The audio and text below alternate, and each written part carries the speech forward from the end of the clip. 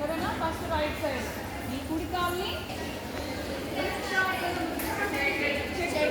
చెట్టులాగా నిలబడగా ఉండేటువంటి ఆసనం.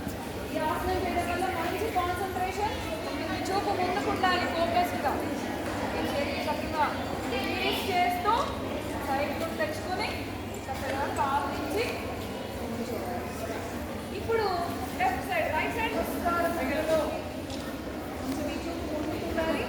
ఇది మన నర్వస్ సిస్టమ్ని స్టిమ్యులేట్ చేస్తుంది. ఈ యొక్క నాడీ మండలం స్పైనల్ కార్డ్ని, నర్వస్ సిస్టమ్ని కూడా స్టిమ్యులేట్ చేస్తుంది. చూపు ముందుకే ఉండాలి, ఫోకస్డ్గా ఈ యొక్క కాన్సన్ట్రేషన్ ఈ స్థితిలోనే ఉండాలి. ఆసనం ఏ ఆసనంలో ఉండాలో ఆసనంలోనే ఉండాలి. Very good. చక్కగా చేతులు రిలీజ్ చేస్తూ కిందకు పెట్టి కాలు నుంచి ఇప్పుడు మనం పాదహస్తాసనం చేస్తాం. ఓకే, అందరూ చేతులు చాపండి, స్ట్రైట్గా పైకి, ఆ చేతులు ముందుకి చూస్తున్నారు. ఓకేనా? ఇప్పుడు నడుముని వంచాలి, మోకాళ్ళు వంచకుండా చక్కగా ముందుకు వంగి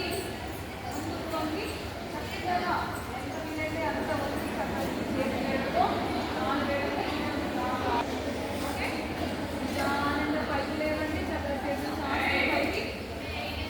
వెరీ గుడ్, వెరీ గుడ్. చక్కగా ఫాలో అవ్వాలి. అందరు చూసి ఒకళ్ళు చూసి ఒకళ్ళు ఒకేసారి చేయడానికి ట్రై చేయాలి. చేతులు వెళ్ళి పక్కన నుంచి తెచ్చుకొని బావెవరు? Very good, very good.